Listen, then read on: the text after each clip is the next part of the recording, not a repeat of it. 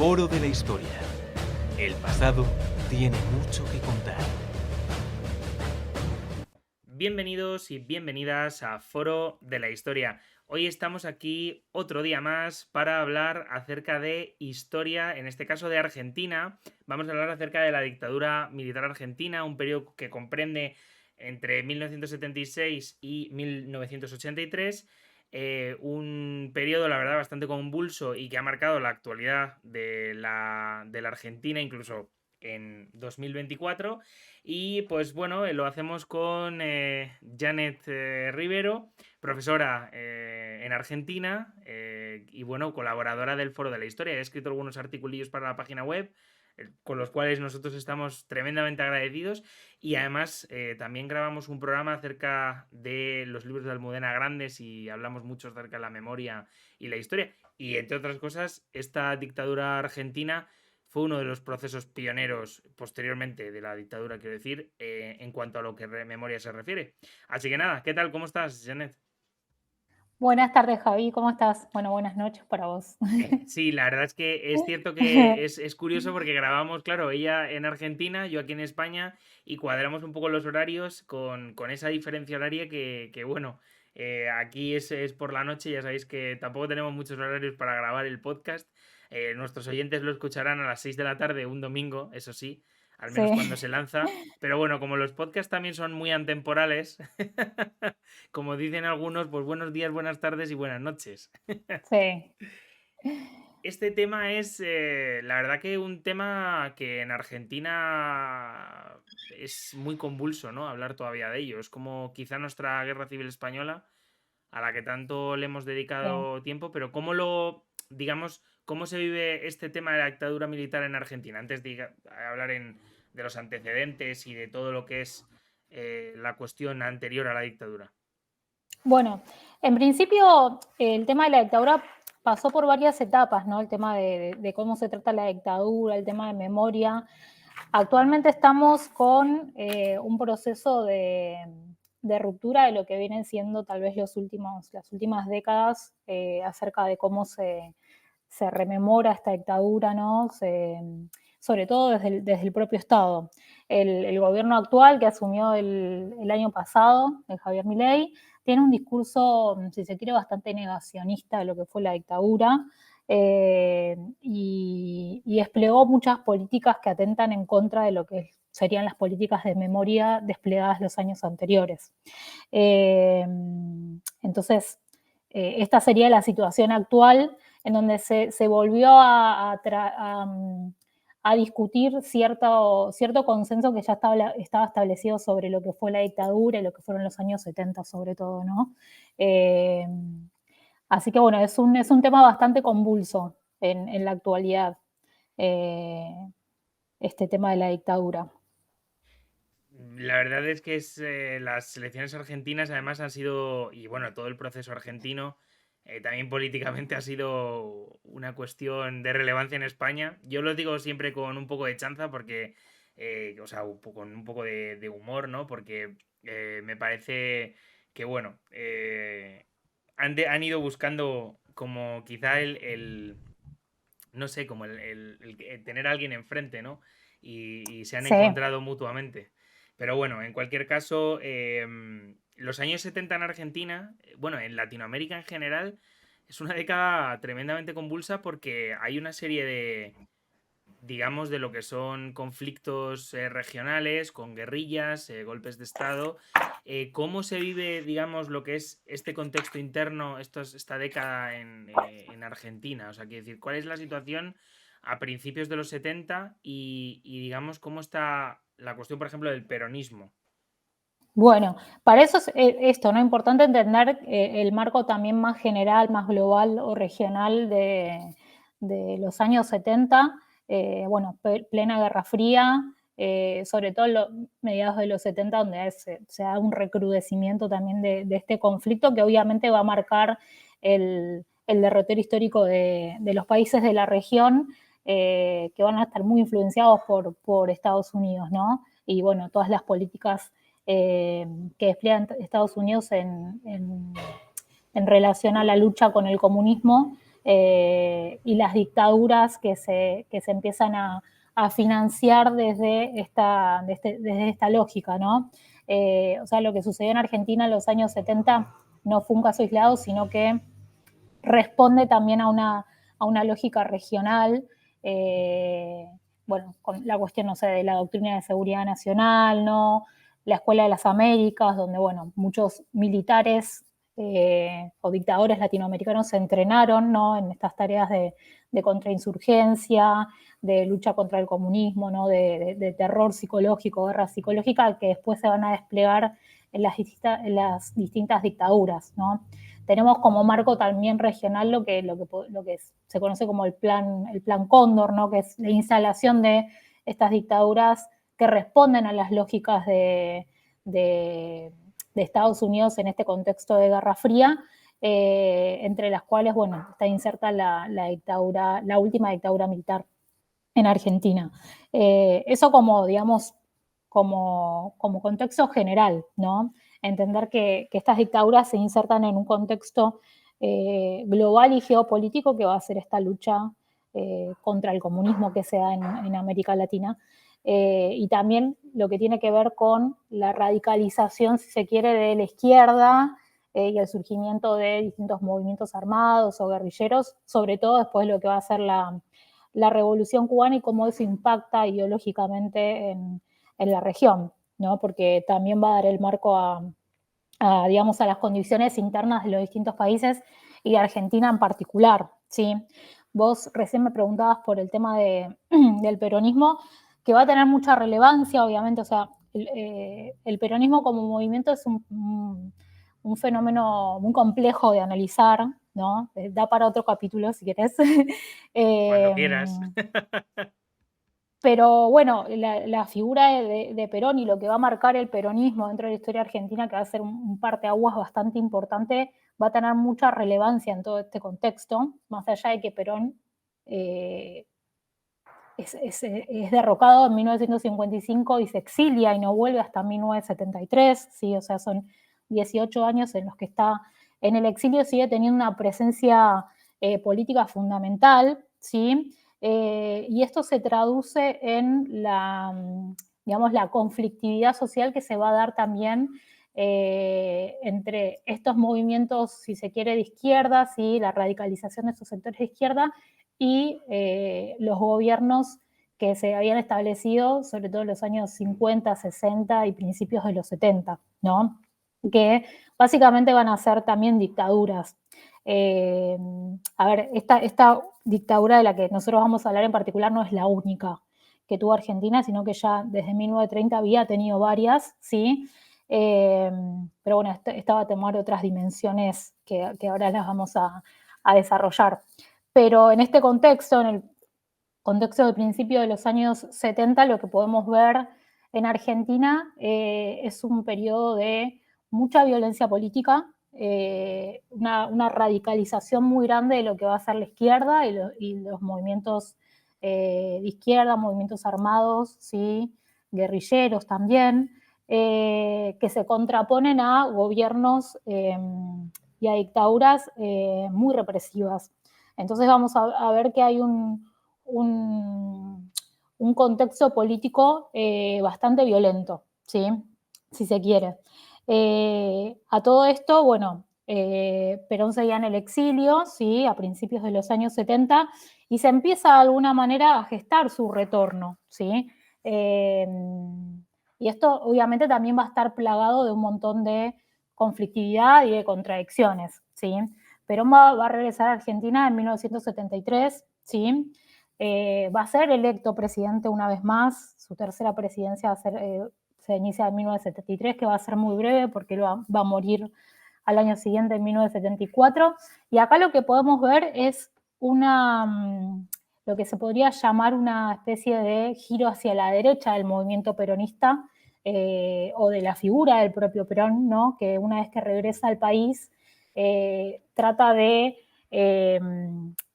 separarse de los sectores de izquierda del movimiento peronista, también teniendo en cuenta que una de las cosas que van a caracterizar a Perón es su marcado anticomunismo, ¿no? O sea, si algo que va a mantener durante toda su vida va a ser un marcado anticomunismo, y esto también lo va a, digamos, a alejar de los sectores más radicalizados de lo que se conoce como la izquierda peronista. Entonces, ahí vemos un giro más hacia la derecha del movimiento, que va a tener muchas repercusiones a la hora de pensar los antecedentes también de lo que va a ser esta dictadura que se instala en 1976, ¿sí? Entonces, acá tenemos una ruptura de Perón con la izquierda, un giro hacia la derecha del movimiento, ¿sí? Y algo clave que podemos marcar como una especie de antecedente de lo que después va a ser también el terrorismo de Estado que se va a desarrollar en la dictadura, va a ser la creación de un organismo, ¿sí?, paramilitar llamado AAA, que se crea durante este tercer gobierno peronista, que justamente apunta a la lucha en contra de los sectores de izquierda del movimiento peronista, ¿no? Y obviamente de los sectores comunistas, ¿sí?, o más radicalizados también. Una vez que muere Perón en 1974, el accionar de este organismo se multiplica, ¿sí? Y se recrudece también. Entonces, acá tenemos, ¿no?, como digamos, esta lucha en contra de la izquierda responde también a una lógica de Estado, ¿sí? Muchos historiadores lo toman como un antecedente después de lo que va a ser el terrorismo de Estado. Una vez que muere Perón en 1974, va a quedar a cargo del gobierno su vicepresidente, que era su esposa, María Estela Martínez de Perón, que seguramente, no sé si tal vez escuchaste algo de ella, porque bueno, ya creo De que Eva actualmente está Perón. viviendo en España. No, Eva Perón no, Eva Perón ya había muerto. Es que no te he Eh, escuchado bien el nombre ah, primeramente. María Estela Martínez de Perón, que se la conoce como Isabelita también. La verdad Ella es era, que el personaje conocido en España, o al menos es Eva es Perón, Eva Perón, porque claro. además hizo una gira por España durante Sí, la durante el dictadura franquismo, franquista y sí. digamos es un poco lo más señalado Sí, sí, de lo que es el peronismo en el España, vaya. peronismo, sí. No, es que María Estela Martínez de Perón, o Isabelita también la llaman, era una persona ajena a la política, en realidad no tenía una carrera política, no tenía nada que ver con la política, pero bueno, era la esposa de Perón en ese momento, es con quien él vive en su exilio también en España. De hecho, después ella se exilia también en España una vez que es derrocada.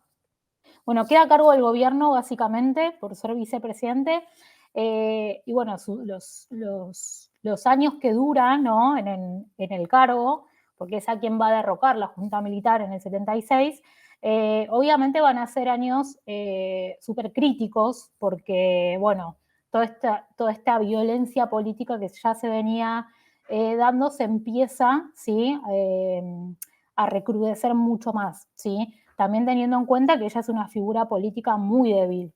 Eh, Porque, bueno, también podemos pensar al peronismo bajo Perón como, o sea, al mando de una figura muy, Claro. muy trascendental, y Sí, una que vez es un que muere queda hiperliderazgo. como, claro, Es un sí, hiperliderazgo muy y al final, personal, claro, muy personalista, ¿no? Entonces, una vez que muere, el gobierno de Isabel va a ser un gobierno muy, muy débil, si se quiere, ¿no? Muy deslegitimado también desde el propio peronismo. Eh, y bueno, se van a dar una serie de factores como una crisis económica muy importante, ¿no? Porque se produce un plan de ajuste económico, que obviamente va a ir atentando sobre la clase trabajadora, más que nada, ¿sí? Y también hay toda una política, una lógica estatal de lucha contra la radicalización de diversos sectores de izquierda a través de lo que se conoce como el Operativo Independencia. El Operativo Independencia, de alguna manera, se podría decir que va a legitimar el terrorismo de Estado en un gobierno democrático. ¿Sí? Pensemos que esto todavía es una democracia, que básicamente es una orden del gobierno que le da la capacidad al ejército para aniquilar a lo que se consideraban elementos subversivos de la sociedad. ¿sí? O sea, los grupos terroristas existentes en la época, vaya. Claro, tal cual. Entonces, acá esto marca también un acercamiento de este gobierno a lo que va a ser el ejército, no las Fuerzas Armadas, ¿sí? Bueno, finalmente se da hacia 1975 digamos, un contexto muy convulso a nivel social y económico, sobre todo, ¿sí? Y Isabel va a ser derrocada el 24 de marzo de 1976, que es cuando se inicia esta última dictadura, ¿sí? Que se autodenomina, porque acá las dictaduras suelen autodenominarse, ¿no? Ponerse nombres, se autodenomina Proceso de Reorganización Nacional, ¿no? Que bueno, justamente va a durar de 1976 a 1983. Acá es donde se establece, sí, esta va a ser la sexta dictadura que va a tener Argentina desde 1930, que es cuando tuvo su primera dictadura, ¿no? Su primer golpe de Estado. Acá se instala en el poder una junta militar compuesta por los jefes de las tres fuerzas, ¿sí? Armadas. Bueno, Jorge Rafael Videla a la cabeza, que va a ser el jefe del ejército, que seguramente es el más popular o conocido, digamos, en los medios. Después está Macera, que es el jefe de la Marina, y Agosti, que es el jefe de la Fuerza Aérea. ¿Sí? O sea, esta junta es la que empieza a gobernar a partir de acá. Bueno, obviamente que se suprime el Estado de Claro. Derecho, ¿sí? Eso justo es lo que te iba a preguntar, porque bueno, habíamos hablado antes del contexto internacional y a Sí, mí la verdad que quería decir una cosilla simplemente de que en torno a lo que es la Guerra Fría, hay que entender también que por aquella época, bueno, sabéis que perfectamente que de hecho sobre eso me gustaría hacer un programa sobre la cuestión de Cuba, sobre la Revolución Cubana y todo lo que sucede después. La Revolución Cubana, o al menos con el Che a la cabeza, intentaron sí, como exportar el modelo de guerrilla que había triunfado en Cuba ante la dictadura de Batista y lo llevan a un montón de lugares de Latinoamérica. De hecho, sabéis que el Che sí, muere en Bolivia, asesinado por, bueno, entre otras cosas por la CIA, que acaba con él.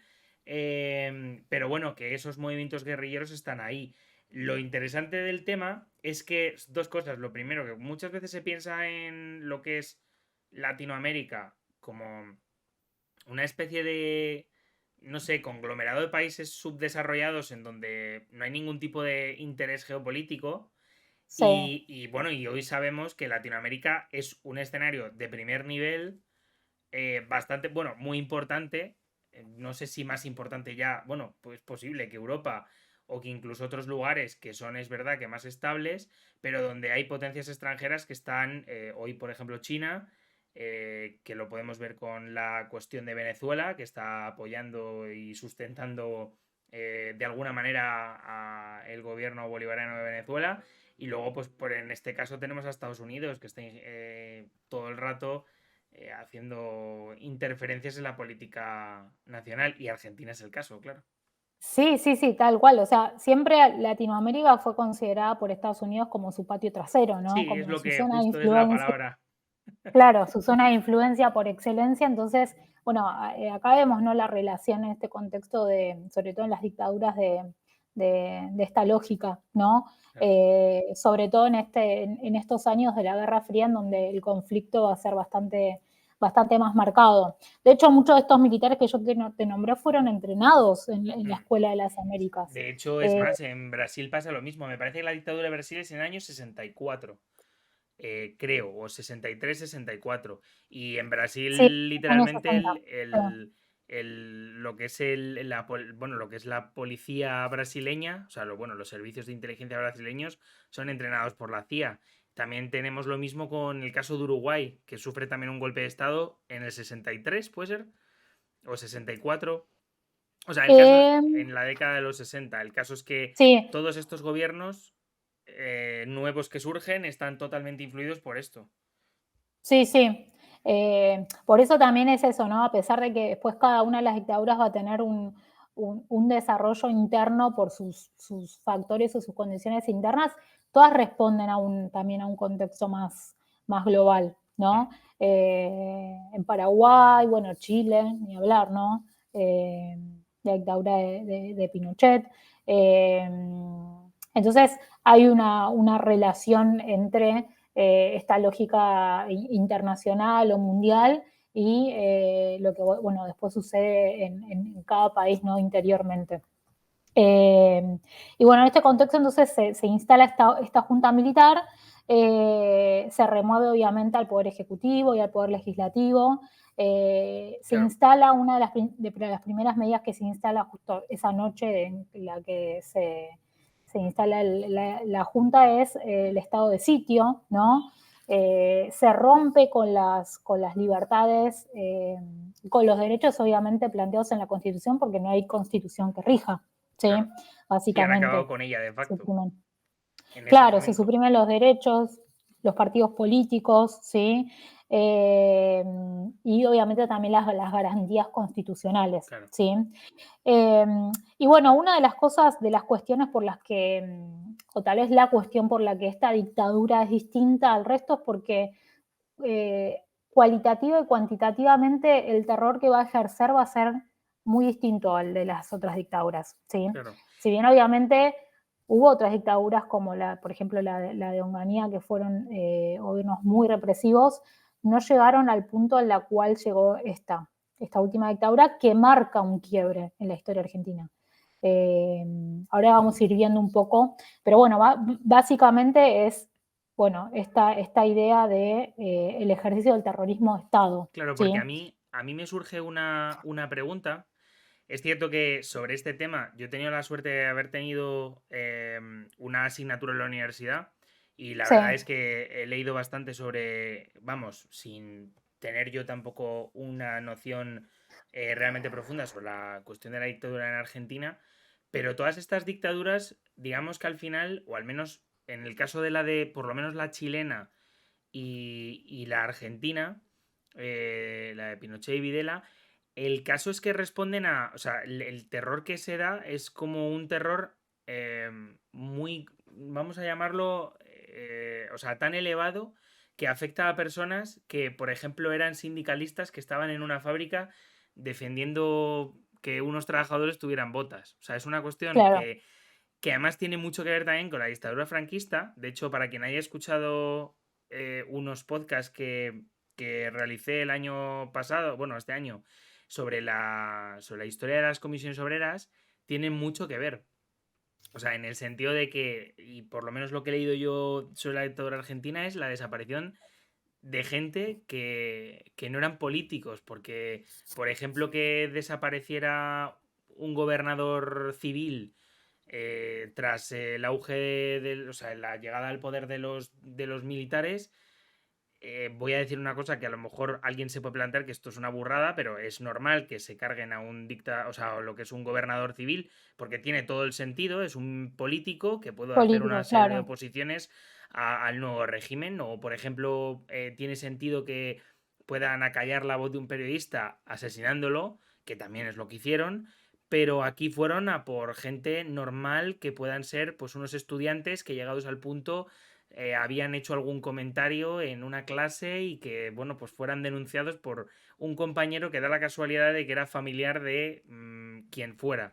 Entonces es Claro. curioso porque es una violencia muy cotidiana. De hecho, es muy parecida a la cuestión de la guerra civil, ¿no? De que responde a una violencia extrema para eliminar a una parte de la población. Sí, ya no hay solamente como un enemigo político que despliegue, digamos, ¿no? Un accionar político, sino que pasa a ser toda la sociedad. Claro. Esa, digamos, es una característica que tiene el terrorismo de Estado, ¿no? O sea, esa violencia se ejerce sobre el total de la población, ¿no? Y esto también, como bueno, vos mencionabas recién, va rompiendo esos lazos sociales, ¿no? Esto de, bueno, denunciar a tal, no juntarme con tal o evitar, ¿no? Se van rompiendo también esas lógicas sociales que marcan un poco lo que es el terrorismo de Estado. Bueno, y justamente esto que vos mencionás, ¿no? ¿Hacia quién apunta, ¿no? Esto, bueno, este gobierno que se autodenomina proceso de reorganización nacional justamente lo que plantea, ¿no? Es reorganizar la situación del país, tanto a nivel económico como a nivel social, eliminando, ¿sí?, a cualquier elemento que se considere que subvierte este orden social, ¿no? El tema es que ese elemento que subvierte el orden social ya pasa a ser, se amplía, ¿sí? Ya Sí. dejan de ser, no sé, militantes comunistas o Sí, por ejemplo, de afiliados a partidos Montoneros, ¿no? Que políticos es el grupo o de, terrorista más claro, famoso en Argentina. claro, o a las organizaciones armadas, ¿no? Bueno, hay un hecho muy conocido eh, que bueno, se desaparece a estudiantes secundarios por ir a, a pedir por el boleto estudiantil, por ejemplo, ¿no? Se conoce como la noche de los lápices. Chicos de 15 a 16 años que desaparecen justamente eh, por este pedido, ¿no? Para darse una idea de cuál era la lógica también que se aplicaba en este caso, ¿no? O sea, el enemigo pasa a ser cualquiera en este sentido, a quien hay que eliminar o aniquilar, desaparecer, ¿no? Ahora vamos a hablar de la figura del desaparecido, que también es muy importante en esta dictadura, ¿no? Pero bueno, el ordenamiento de esta sociedad se basa en esos pilares, ¿no?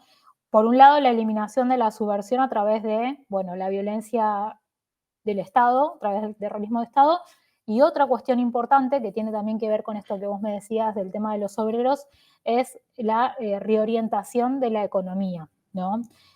Justamente se produce lo que podríamos llamar una violencia de mercado a través de las políticas neoliberales que también son propias de esta dictadura, que responden sobre todo a quitarle poder a la clase obrera, ¿sí? A la clase trabajadora que justamente era considerada, digamos, uno de los mayores focos de subversión por parte de este gobierno, ¿no? Entonces, no solamente a través de la violencia del terrorismo de Estado, sino también a través de estas políticas, ¿no?, neoliberales, se busca ir socavando con esas condiciones materiales que posibilitan el desarrollo de la clase obrera y desarticularla como un actor político importante, como venía haciendo desde las décadas anteriores, ¿no? Entonces, Claro. esta sería un poco la lógica que sigue Que además esto también esta tiene mucho que dictadura. ver con Chile, porque por ejemplo en Chile,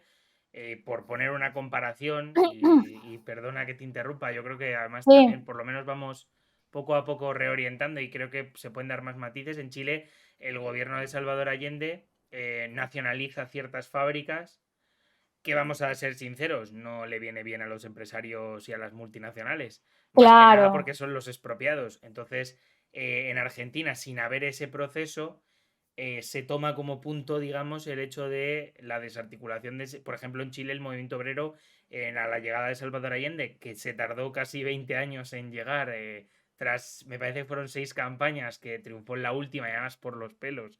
sí, Eh, del 33%, el Sí, 30 y sí, o pico por sea, ciento. la verdad Sí, que, o sea, si alguien, bueno, si alguien puede leer el libro bueno, una biografía de Salvador Allende, es súper interesante. Un tipo que a mí personalmente me fascina. Eh, pero vamos, que en el caso de Chile y en el caso de Argentina, claro, al final tú desarticulas el movimiento obrero desarticulando la cuestión sindical, ¿no? Que al claro. final es lo poderoso en estos países. Vamos, yo tampoco sé exactamente cómo vamos, cómo son de relevantes los sindicatos en la actualidad o en los años 90 y 2000 en estos países, pero desde luego sí que tenemos claro que en los años 70 los sindicatos eran eh, prácticamente organizaciones de primer orden y en España también. Sí, Entonces, claro. la historia al final es un poco eso, que atacan directamente al que le pueda plantar cara.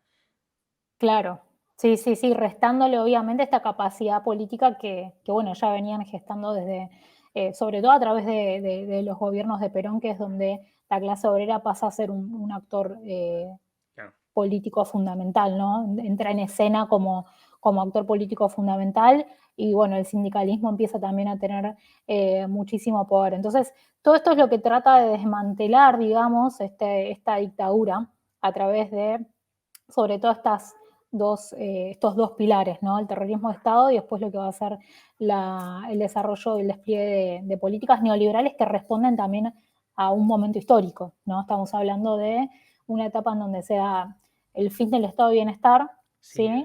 El fin de Bueno, la en intervención. esos países se puede hablar en ese momento de estado de bienestar o quizás como una especie de estado asistencial. Es que lo digo Claro, por... eso también es una discusión. Ah, vale. Sí, Pues lo denominaremos entonces estado de bienestar, sí. pero vamos, que al final los economistas de la dictadura eran los que venían de la escuela de Chicago. Claro, son los que van a imponer, digamos, el neoliberalismo en Argentina, que después se va a profundizar muchísimo más adelante en los años 90, ¿no? Con el gobierno de Menem. Carlos Menem. Pero bueno, ya en los años 70 empezamos a ver, ¿sí?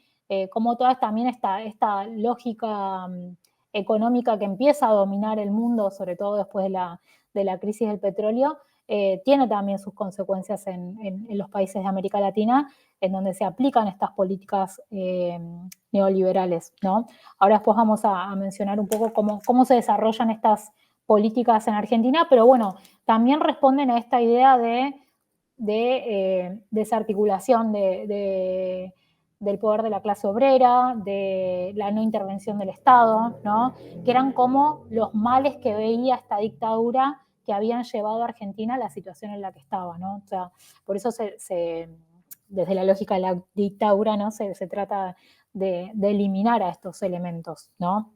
Quitándole poder de la forma que se puede, ¿no? Entonces, estos serían, digamos, los pilares fundamentales.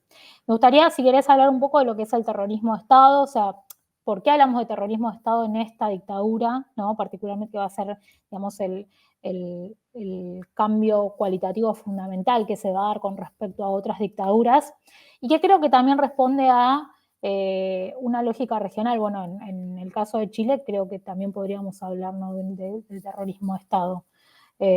Sí, incluso en los años 80 se puede hablar incluso de terrorismo de Estado en España. O sea, quiero decir que no es una cuestión tanto exclusiva bueno, incluso en Alemania, si te pones a pensarlo, Sí, en la Alemania occidental también lo tenemos. O sea, es una cosa que la verdad que es no solo exclusiva de, por ejemplo, Argentina. Sí que es cierto que por intensidad aquí en España además es posterior, porque es sí, durante los años 80 con los llamados GAL, durante el sí, gobierno de Felipe González, en el contexto de esto, y en Alemania con algún grupo comunista que, bueno, con algún suceso en el que aparecen muertos diferentes militantes comunistas. Pero vamos, que es una cuestión muy interesante porque se puede ver en prácticamente todos los países, en muchos países europeos y en países latinoamericanos.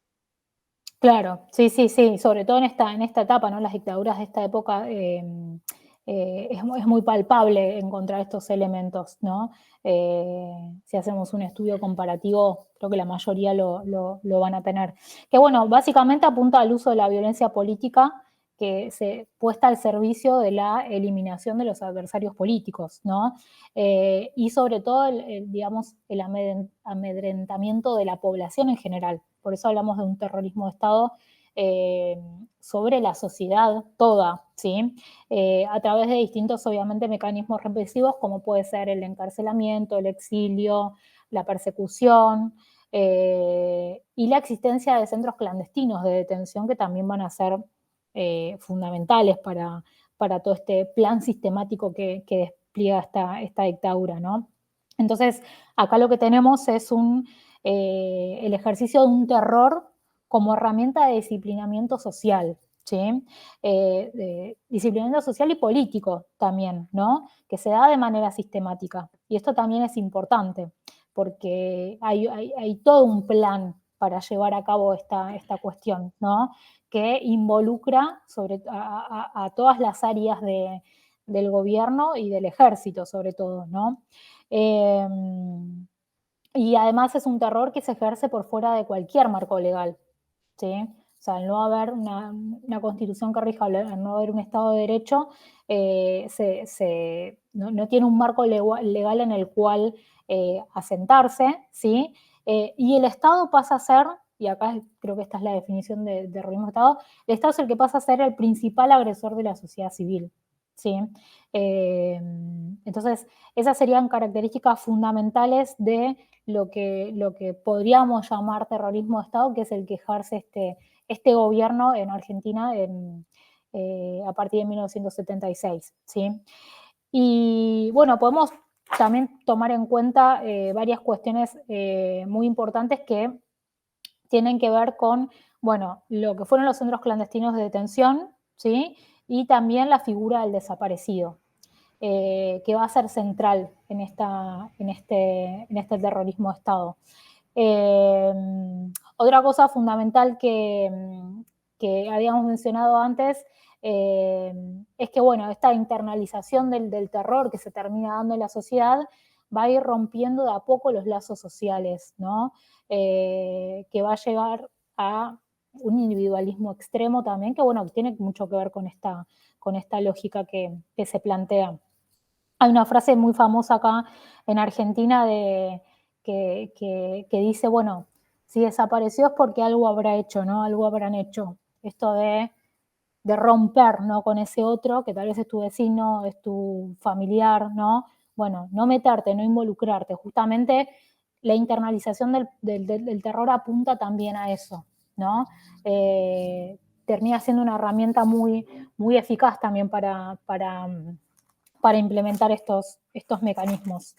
Y bueno, como mencionaba antes, va a ser clave, ¿sí?, la existencia de centros clandestinos de detención, que bueno, podían ser instalaciones de cualquier tipo, ¿no? O sea, no solamente dependencias policiales o militares, sino que también muchas escuelas, fábricas fueron, ¿sí?, centros clandestinos de detención, que eran justamente clandestinas, no era nada legitimado ni era algo que todo el mundo conociera, sino que se hacía en la total clandestinidad, ¿no? Esto lleva también a la inexistencia de un marco legal de esta represión, ¿no?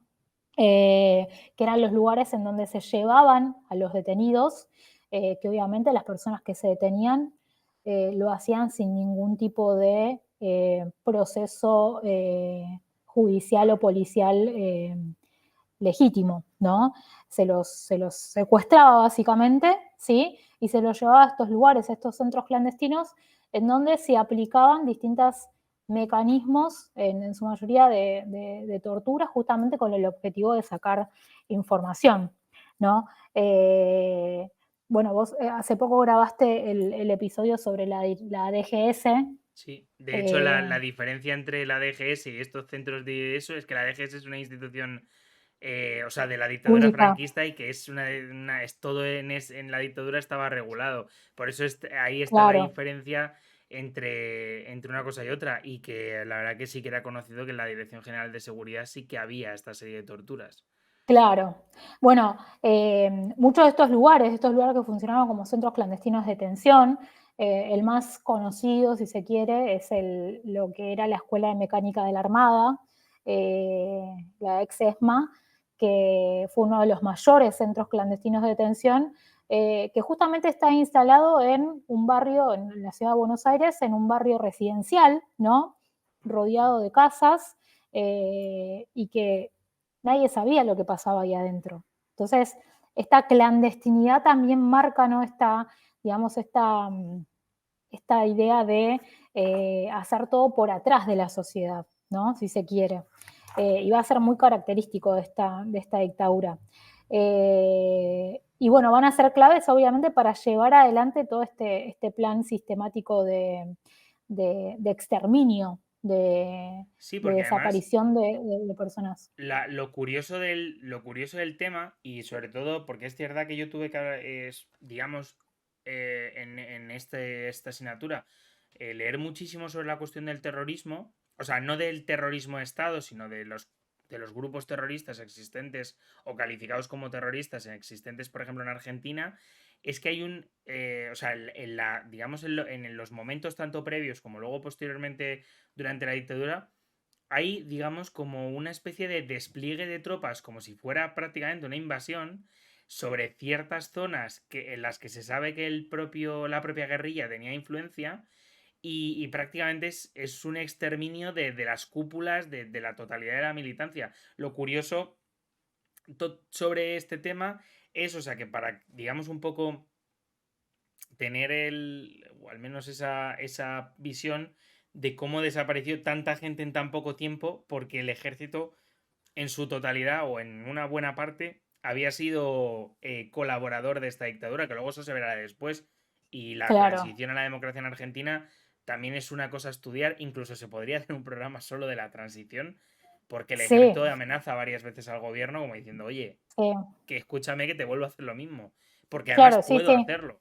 O sea, quiero decir, y bueno, y la cuestión cuando hablas de los centros, es estremecedor o sea, las torturas y la capacidad, o sea, y la cantidad, y bueno, y por supuesto aquí no vamos a hablar de eso, pero porque sería una cuestión pues, para echarse a llorar y porque o sea, porque al final pero lo que hay que resaltar es que hubo una violencia extrema pero es que además, o sea, brutal pues eso, por parte de los militares.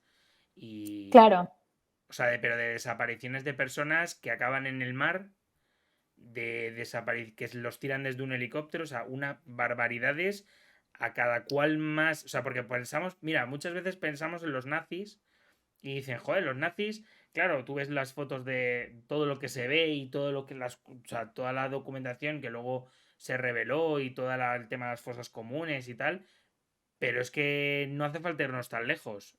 Bueno, yo hablo de aquí en España, pero en sí, Argentina es prácticamente lo mismo. O sea, pero una violencia que yo creo que a cualquier persona que tenga un mínimo de sensibilidad eh, para con sus congéneres, no sé, o sea, es inasumible. Y que me parece curioso es que personas normales que estaban en el ejército colaboraran con eso tan abiertamente y sobre todo sin tener ningún tipo luego de remordimiento, porque es claro. para suicidarse, o sea, es así. Sí, sí. Bueno, es importante entender también cómo se puso al servicio ¿no? de este exterminio todos los recursos del Estado, ¿no? Se pusieron al servicio de estos asesinatos y esta eliminación todos los recursos más sofisticados y complejos del propio Estado y cómo también se involucró a todo el escalafón militar, que también eso va a ser muy importante y que va a hacer que este plan, ¿no? Desde la lógica en que lo implementaron y lo idearon, sea también tan eficiente para su objetivo. Eh, eh, ¿No? Porque, bueno, se llevan adelante estos secuestros, después, bueno, se los llevaban a los centros clandestinos de detención, ahí se los torturaba y después se hacía lo que se conocía como el traslado, que básicamente, bueno, era la muerte, ¿no? Eh, y, y- y algo fundamental va a ser esto, ¿no? Va a ser la desaparición, ¿no? La desaparición del cuerpo del delito, la figura del desaparecido va a ser clave también, porque acá lo que vemos es un intento de borrar la identidad de esa persona, ¿no? La deshumanización, que esto también va a ser característico de esta dictadura. Eh, eh, no solamente adueñarse de la vida y de la entidad de esa persona, borrando cualquier vestigio de esa identidad, sino también sustrayendo su propia muerte, ¿no? Hay una frase muy famosa de Videla que, bueno, él hablando del tema de los desaparecidos, decía, bueno, que estas personas eran entes que no tenían ningún tipo de entidad, que no estaban ni vivos ni muertos, sino que estaban desaparecidos. Justamente esa frase marca mucho esta deshumanización que se quiere hacer de, de los desaparecidos, ¿no? Entonces, esta figura también va a ser clave para entender cuál era el objetivo fundamental de esta dictadura. La verdad Eh, es que o sea, en la cuestión o sea, al final todo esto ha derivado en que hay un movimiento memorialístico importantísimo y bueno, y sobre todo que Argentina es pionera y digo pionera porque es lamentablemente, siempre es lamentablemente, en la cuestión de los derechos humanos y sobre todo en la cuestión de la memoria, que, por ejemplo en España yo considero que vamos con un poquito de retraso, un poquito bastante de retraso, ahora nos hemos puesto un poco más al día, pero, pero vamos, que va con retraso.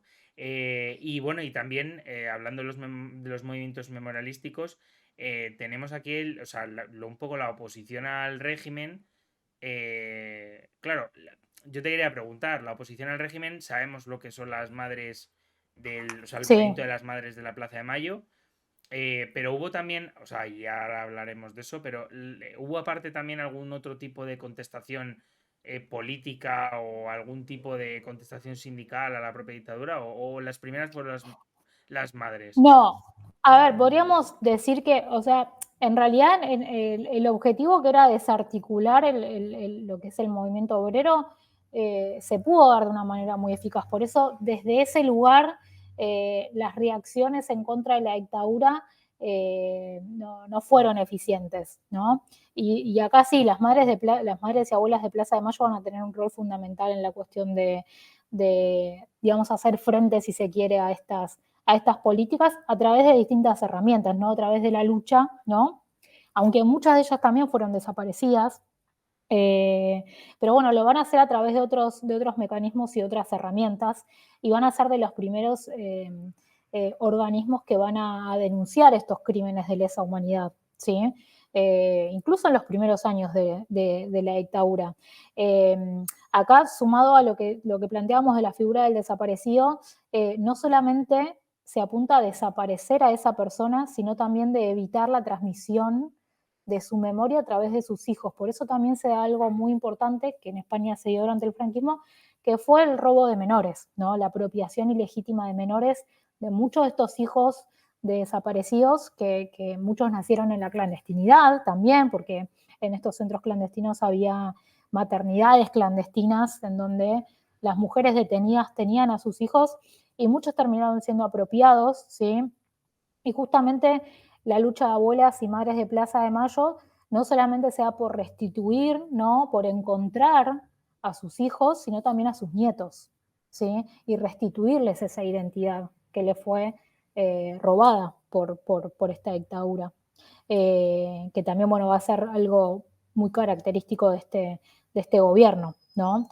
Y bueno, como mencionabas recién, el rol de abuelas y madres va a ser clave desde el minuto uno, porque van a ser las primeras que van a salir a denunciar estas cuestiones, ¿no? A través de cartas, de solicitadas a medios de comunicación, de recursos de habeas corpus también, ¿no? O sea, van a desplegar distintos elementos para denunciar estos crímenes, ¿no? Sí, porque además sobre eso no hemos hablado, pero también hubo, digamos, o sea, lo que es la dictadura militar y la iglesia, digamos que también estuvieron vinculados de alguna manera.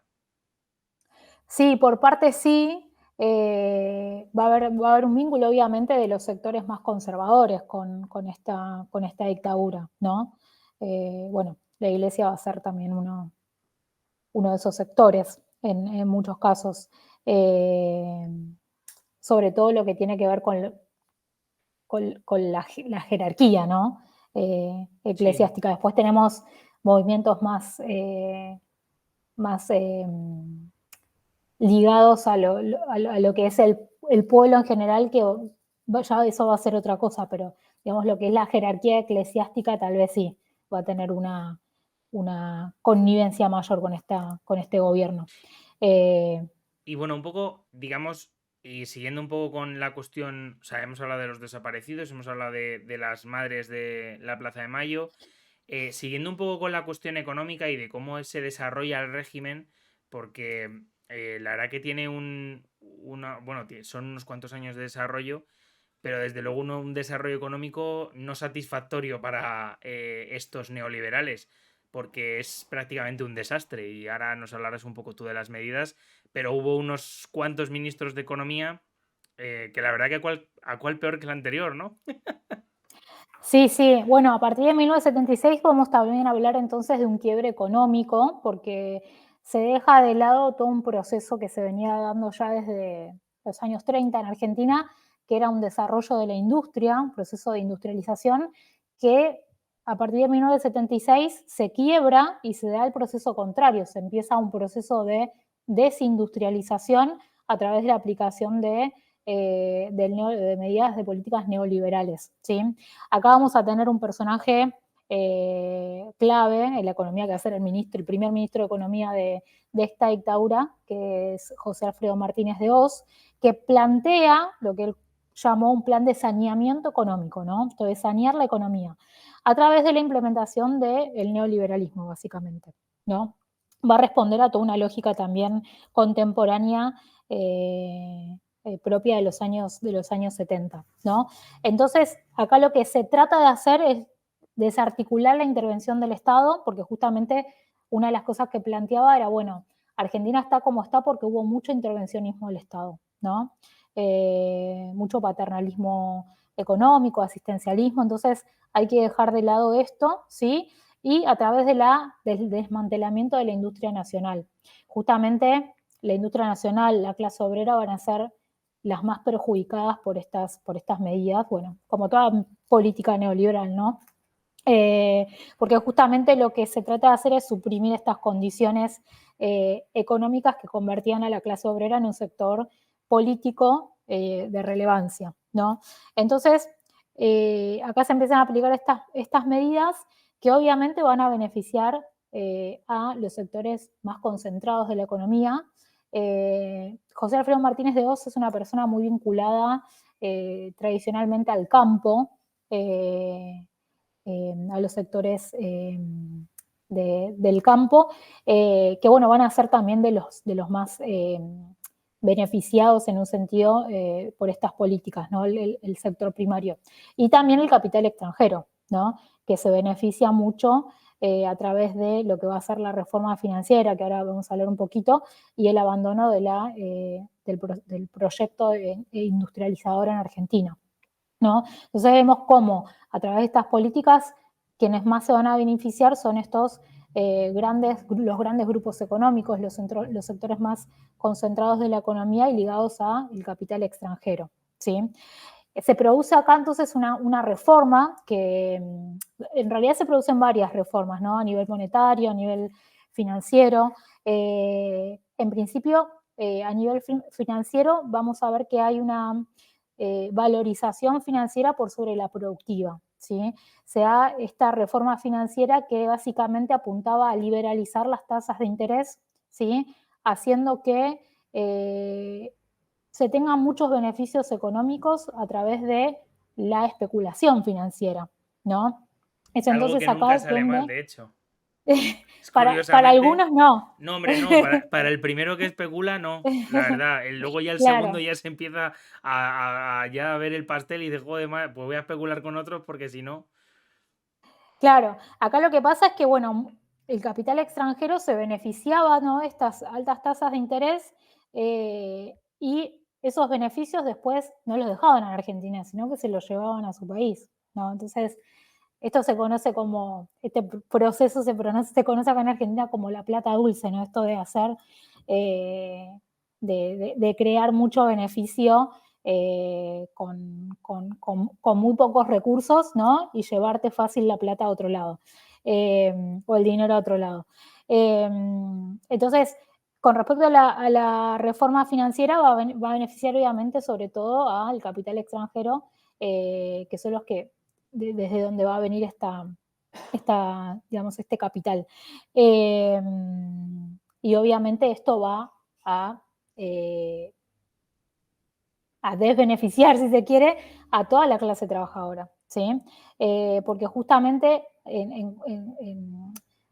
con esto se va a dar todo este proceso de desindustrialización, ¿no? Y de apertura económica, de liberalización comercial, que justamente va a terminar desarticulando a la industria nacional que no puede competir con esos productos que ahora se importan, ¿no? Entonces eso va a ser letal para la industria nacional, muchas empresas nacionales terminan quebrando, ¿sí? Y obviamente esto se va a traducir en aumento del desempleo, ¿no? También se da el congelamiento de salarios en este contexto. sea, un montón de medidas que obviamente responden a la lógica del neoliberalismo y que terminan perjudicando sobre todo a la clase trabajadora, a la clase obrera, ¿no? Y obviamente otra de las consecuencias más grandes que va a tener este plan y el proyecto económico de la dictadura va a ser el aumento de la deuda externa, ¿sí? En Argentina. En Argentina la deuda va a pasar desde principios hasta fines de la dictadura para que te des una idea más o menos, de 8.000 millones de dólares a 45.000 millones, o sea, en 7 años, ¿no? Justamente porque una de las medidas que se toma es la estatización de la deuda externa privada, ¿no? Entonces, se endeudan las Y eso, empresas o sea, privadas, que pero es... la pagan. Ah, muy bien. Joder, qué negocio. Sí. La verdad que es Eso, impresionante. Claro, es como, digamos, o sea, es privatizar la deuda y como... Sí, privatizar la deuda y como colectivizar los beneficios. ¿O cómo es el tema? Porque es una cosa un poco no, rara. no, al revés O sea, sería. sería, Es claro, eso, estatizar la deuda eso, estatizar la que, deuda y claro, privatizar los beneficios. Joder, lo he dicho al claro, revés, sí, totalmente, sí. claro. Nada, y esto obviamente todas estas políticas terminan siendo letales, ¿sí? A largo, no tan a largo plazo, sino la crisis económica ya se empieza a evidenciar en 1981, 1982, ¿no? Eh, digamos, este deterioro de la economía argentina, eh, que bueno, va a responder a esta lógica neoliberal. Quienes se terminan beneficiando van a ser eso, ¿no? Los capitales extranjeros o los grupos más concentrados de la economía. Y las consecuencias las va a terminar pagando el pueblo en general, ¿no? La clase ¿Quién trabajadora, tiene que pagar la esa clase deuda? media, claro. La clase media que en un momento como toda política neoliberal, se va a beneficiar en un principio de todo este proyecto económico, pero que bueno, después ya va a empezar a ver las consecuencias, sobre todo a través del ajuste, ¿no? Que se va a empezar a dar. Eh, pero bueno, esta crisis económica ya se evidencia hacia 1981-82. O sea, el fracaso, ¿no? de estas políticas neoliberales que implementa en principio Martínez de Hoz, después va a haber otro ministro de Economía. Y bueno, en Argentina después estas políticas se van a retomar ya en los años 90, ¿no? Que donde se había una profundización del neoliberalismo ya en el marco del fin de la Guerra Fría, ¿no? Pero bueno, estas medidas ya se empiezan a tomar acá, ¿no? Y apuntan a esta lógica de desarticular o de quitarle poder a cualquier sector social que quiera enfrentar, digamos, a la dictadura, ¿no? Que sería una violencia de mercado, digamos, podríamos decir. Sí, claro, al final no deja de ser o sea, es el empobrecer a la mayor parte de la población. De Claro, manera paulatina y quizá de como soterrada, ¿no? Pero así es. Y cómo, sí, sí. digamos, más allá de las medidas económicas que al final se demostraron como un fracaso, la dictadura sabemos perfectamente que utilizó como varios elementos que en Argentina son poco famosos, como el fútbol o el nacionalismo. Bueno, en Argentina y en todo el mundo, Sí. yo creo. Sobre lo del fútbol, bueno, porque en Argentina el fútbol es otro mundo. Sí, es Pero como una religión. sí, algo parecido, sí. Yo me gusta el fútbol. Lamentablemente soy del Racing de Santander, que por cierto está hermanado con el Racing De Avellaneda. de Avellaneda, sí. Que ahora, por cierto, va muy bien en la Liga Argentina. Em, pero bueno, el caso es que, claro, el fútbol y el nacionalismo son utilizados por el régimen como medidas, como píldoras, ¿no? Legitimadora, si Para se quiere. adulterar un poco los efectos catastróficos que está teniendo pues la dictadura. Sí, bueno, acá, mencionar, ¿no? Lo que fue el Mundial 78, ¿no? Como una forma de tapar un poco la realidad, ¿no? En este marco o sea, 78 ya se venían de 2 años de dictadura, ya las madres y abuelas se venían denunciando todos los crímenes, las desapariciones, ¿no? pero bueno, justamente el objetivo de hacer este evento, ¿no?, deportivo tan importante, que aparte Argentina lo gana, justamente es un poco eso que vos decías, edulcorar o tapar una realidad que se estaba viviendo, ¿no? De hecho, para que te des una idea, yo reciente mencionaba uno de los centros clandestinos más importantes, que fue la ESMA. La ESMA queda a muy pocas cuadras de el estadio de River Plate.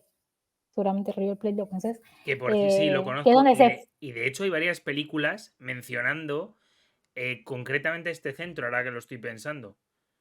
Claro, justamente ahí donde se jugó la final del Mundial, ¿sí? Eso es. Y es paradójico que a muy pocas cuadras de donde se jugó la final del Mundial, toda la gente festejando, se estaba torturando gente, Sí, ¿no? Es de hecho como, eso es literalmente una escena de una película bastante famosa, pero no me acuerdo el nombre, porque soy poco cinéfilo y no me acuerdo muy bien de los nombres, pero justo era una de las que estaba marcando el gol Argentina y justo en ese momento estaban aprovechando para pegarle un tiro a uno en como en una especie como de jardín trasero, por así decirlo. claro. Y es interesante también cómo eso se ha captado en el cine, porque bueno, me parece uno de los ejemplos más representativos, me refiero a esa, es lo que es esa escena de que es tan real que es que asusta, claro.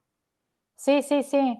De hecho, bueno, al ser un evento tan importante, un evento internacional, se aprovecharon también un poco de algunos organismos para poder tal vez acercarse o acceder a los medios internacionales para denunciar estas cuestiones, ¿no? Porque obviamente acá los medios en Argentina estaban totalmente cooptados no, y respondían, ¿no?, a la lógica del gobierno, ¿no? Entonces también en muchos casos se trató, ¿no?, de recurrir a ese recurso, ¿no? La prensa internacional, que estaba poniendo los ojos en Argentina para también denunciar esta cuestión y que se haga visible también afuera, ¿no?, de manera internacional. Eh, pero bueno, nada, el ejemplo del Mundial 78 es un ejemplo muy claro de un recurso de legitimación o de lavada de cara, si se quiere, que va a utilizar la dictadura, junto después con lo que va a ser la guerra de Malvinas, que bueno, obviamente va a tener eh, otro derrotero, ¿no?, otro final distinto al Mundial, digamos, pero que bueno, también va a ser tomado como en principio como una forma de legitimar el régimen, ¿no? Un régimen que ya para 1982 estaba, bueno, en un punto bastante crítico a nivel político, económico, social, ¿no? Había un desgaste muy grande de la dictadura ya para ese momento, y bueno, se recurrió a la utilización del nacionalismo como herramienta para sortear, digamos, también esta situación económica y darle una cierta legitimidad al gobierno, ¿no? Y bueno, para eso se retomó el conflicto entre Argentina y Gran Bretaña por las Islas Malvinas, ¿no? Que bueno, fue un conflicto que duró 74 días, la guerra, entre abril y junio de 1982, que bueno, obviamente tuvo consecuencias nefastas para Argentina, y que va a marcar también un poco el fin de lo que va a ser la dictadura, ¿no? O sea, la derrota en Malvinas va a marcar un poco el inicio del fin de este gobierno, porque realmente fue catastrófico. Para que te des una idea, murieron 649 soldados argentinos y 285 británicos, ¿sí? Y después, bueno, obviamente digamos, las consecuencias que tuvo sobre los soldados argentinos después de la guerra también fue muy grande. De hecho, se suicidaron 350 soldados más o menos, ¿no?, después de la guerra, ¿no?, como consecuencia de lo que fue este conflicto. Un conflicto que bueno, también da para otro episodio, pero simbólicamente hablando, si bien en un momento hubo apoyo hacia la guerra, porque obviamente cuando se apunta, ¿no?, al nacionalismo digamos, una herramienta bastante potente. Obviamente para lo que fue el resultado de esta guerra va a ser letal para la dictadura, ¿no? Todo lo contrario, para lo que va a ser para Margaret Thatcher la victoria de esta dictadura, ¿no? En Gran Bretaña. Sí, la verdad que de Así que hecho esto marca. hay que pensar un poco que un militar que pierde una guerra y que encima está llevando a cabo represión en su propio país, pues pierde toda la legitimidad que pueda tener. Claro, tal cual. Eh, entonces, esta derrota en Malvinas va a ser un quiebre bastante grande, ¿no? Y bueno, estos últimos meses, ¿no? Que va de último año, digamos, de la dictadura, ya se va a empezar a plantear, sobre todo después de la derrota de Malvinas, ¿no? Con una crisis económica bastante grande, ya una salida, ¿no? Democrática en algún momento, ¿no? El fin de la dictadura en sí, que se va a dar en 1983. Y ahí ya comenzaría todo este periodo de transición también, ¿no? Con el gobierno de Raúl Alfonsín, que va a ser el primer presidente democrático después de la dictadura, que va a gobernar de 1983 a 1989. Y es en su gobierno en el cual se va a dar, por ejemplo, el juicio a las juntas militares.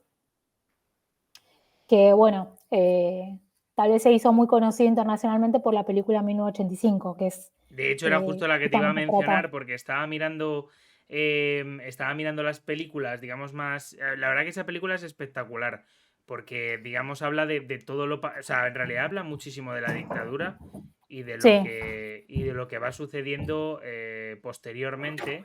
Y es interesante digamos, luego hay ese grupo de chavales que va, que va a ir, digamos, pues poniendo a los militares frente a frente al espejo y también incluso el propio poder de los militares en esta época, claro.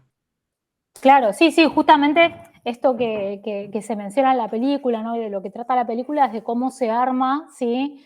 Este alegato en contra de la Junta Militar, que se realiza a través de un informe que realiza la CONADEP, que va a ser la Comisión Nacional de Desaparición de Personas, que, bueno, va a apuntar a investigar, bueno, cómo fue todo este plan sistemático y tener los argumentos necesarios para poder juzgar a los militares, no a través de la justicia castrense, sino a través de la justicia más civil, si se quiere, ¿no? O sea, que eso también marca un antecedente muy importante en la cuestión de los derechos humanos, ¿no?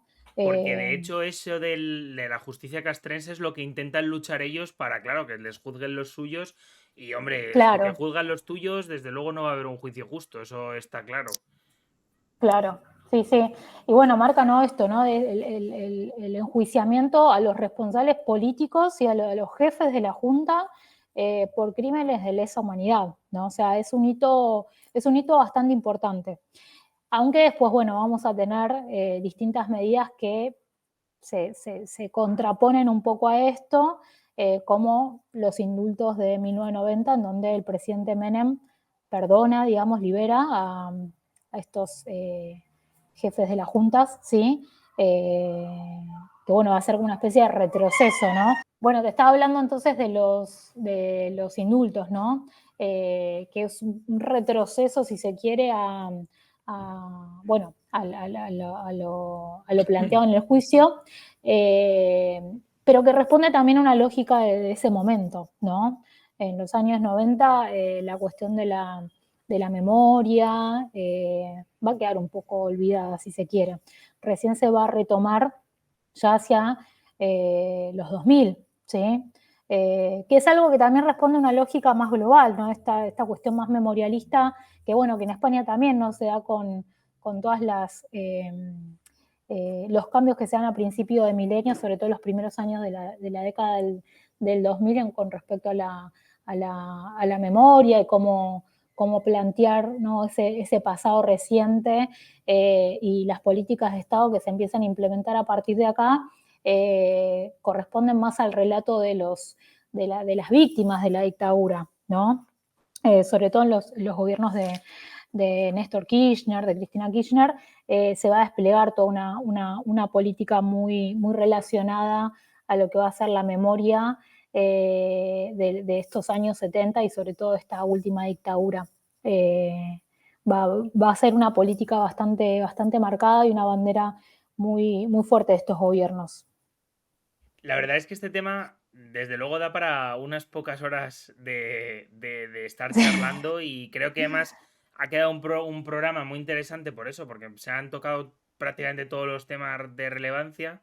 Y es verdad que además, digamos desde un punto de vista ya no tanto cronológico y pues como más positivista en el sentido de vamos a dar muchísimos datos Sí, que no sirven de nada, porque al final realmente tampoco se va la gente a quedar con que en 1978, bueno, quizá con esa fecha sí, pero que fue el Mundial, por ejemplo, pero claro. que no es relevante, o ciertas cosas relacionadas pues con la propia dictadura, pero que a lo mejor no son tan relevantes como la cuestión de la represión y tal, y creo que nos ha quedado un programa muy interesante para, pues bueno, poder comprender de manera transversal y poder, Sí, digamos, de alguna manera, pues seguir indagando sobre ello. La verdad que me gustaría preguntarte, y si puedes, bien, y si no, pues también, recomendarnos algún libro acerca de esta dictadura, o sea, algún historiador argentino o extranjero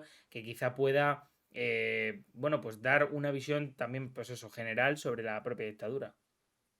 mira, no sé si leíste la CONADEP, el informe que realiza, después lo plasmó en un libro que se llama Nunca Más, que ahí están, digamos, muchos de estos relatos que, que se van recopilando para hacer este informe. Eh, me parece que es un documento fundamental para poder entender lo que fue, ¿no? este proceso. Eh, o sea, no desde el punto de vista historiográfico, si se quiere, pero como documento en sí, me parece súper valioso. Después va a depender mucho de qué cuestiones por ahí se quieran trabajar, si más lo económico, por ejemplo, Guerra de Malvinas hay un montón también. Eh, pero bueno, va a depender un poco de eso. Pero creo que el Nunca Más es un documento fundamental para poder entender Sí, cómo fue la este, dictadura. este, sí, sí, Pues, sí. pues la verdad que me lo apunto y espero que los oyentes también lo hagan porque es un tema sobre el que se podría hablar largo y tendido e incluso más adelante se podría hablar, pues eso, como has dicho tú, sobre la guerra de Malvinas o incluso la propia transición a la democracia argentina. La verdad que bueno, pues te quería agradecer otra vez que vengas aquí al programa porque, bueno, pues nos conocimos de hecho porque comenzaste a escucharlo y la verdad que al Sí, final es súper bien porque has acabado siendo una colaboradora, que también es una cosa que a mí me gusta, porque al final hacer algo de manera individual está muy bien, pero de manera colectiva creo que es muchísimo más satisfactorio y sobre todo muchísimo más enriquecedor, porque muchas veces... Ah, bueno, por cierto, porque Argentina es uno de los países donde más nos escuchan fuera de España, por no decir que creo que el que más, junto con ah, México, mira. que están ahí en los dos extremos.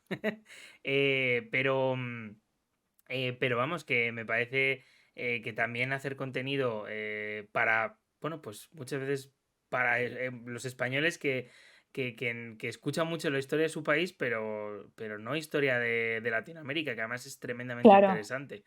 De hecho, ya te digo que sí.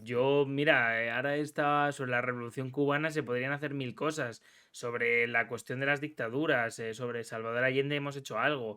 Pero bueno, ir poco a poco tocando cosas sobre también Latinoamérica y tal, puede ser realmente enriquecedor. Sí, sí, tal cual. Bueno, no, yo te agradezco a vos otra vez por darme el espacio, por invitarme a colaborar.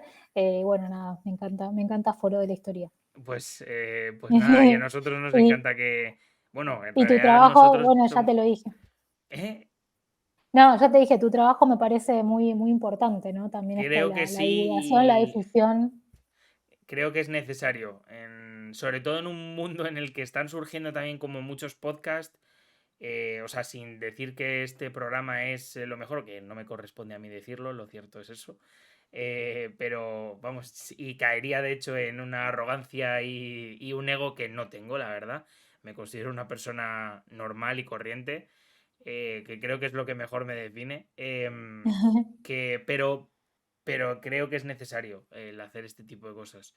Sí, sí. Entonces, pues bueno, poco a poco seguiremos en eso.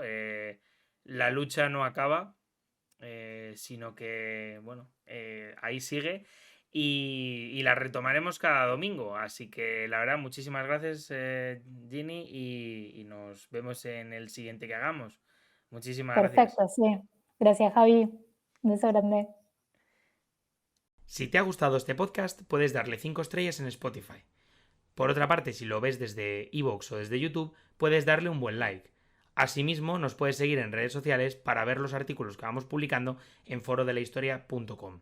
Recuerda que tu apoyo es fundamental para este podcast y para, bueno, pues las personas que lo componemos. Muchísimas gracias y nos vemos la semana que viene. Chao.